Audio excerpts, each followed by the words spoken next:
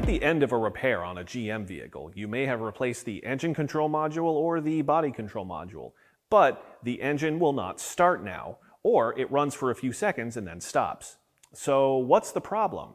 It most likely lies around the GM Personalized Automobile Security System, or PASS. On this Pontiac G6, we just replaced the engine control module due to a short-to-ground problem in the wiring harness. The unit is located under the hood next to the battery. Replacement is easy, but say you replace the ECM and the car still doesn't start. Is it time to return that faulty ECM? Well, no, the ECM isn't bad. The problem is that the car doesn't know the keys.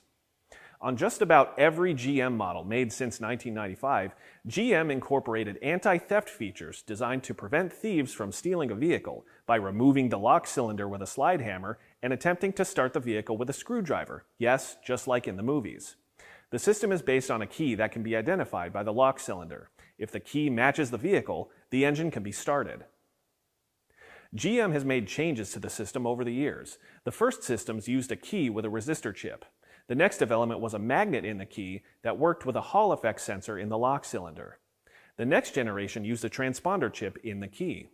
In all of the systems, the lock cylinder or ring antenna communicates with a dedicated anti-theft module, body control, or theft deterrent module.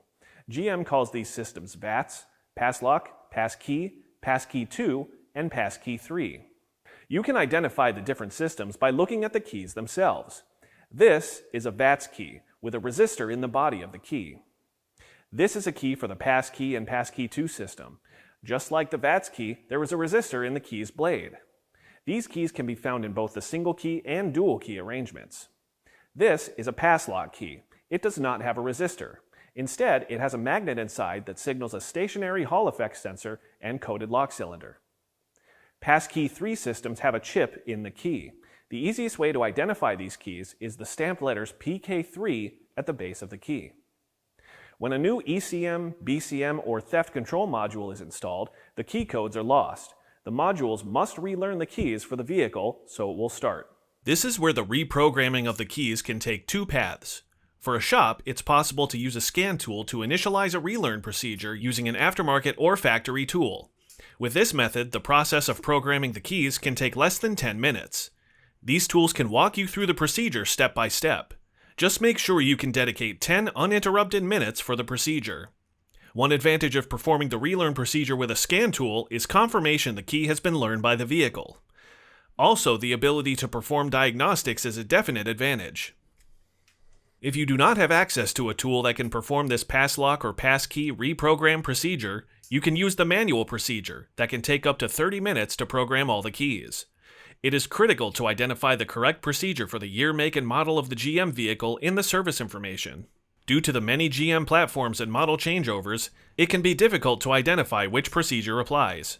The keywords to search for in your service information database are Passlock, Passkey, or VTD. The Passkey 3 system on this G6 does not require a scan tool to relearn the keys. Just a little time, patience, and maybe a stopwatch. Let's get started.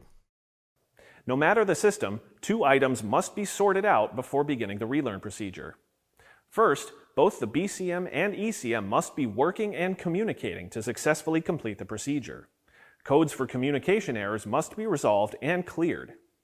Second, the battery should keep the voltage above 12 volts for at least 30 minutes. If you have doubts about the battery, use a battery voltage supply designed for reflash or reprogramming. The Passkey 3 anti-theft system uses a transponder inside the head of the ignition key. The exciter inside the ignition lock cylinder energizes this transponder when the ignition switch is turned on. The transponder transmits a unique signature to the theft deterrent control module.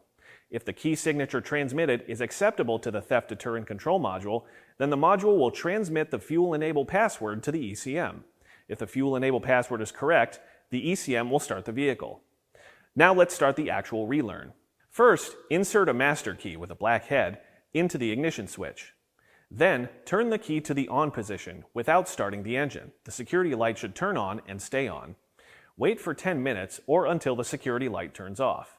Then, turn the key to the off position for 5 seconds. Next, turn the key to the on position again without starting the engine. The security light should turn on and stay on. Then again, wait for 10 minutes or until the security light turns off. Then, turn the key to the off position for 5 seconds.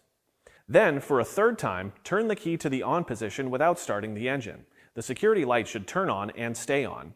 Again, wait for 10 minutes or until the security light turns off. Then, turn the key to the off position. The key transponder information will be learned on the next start cycle.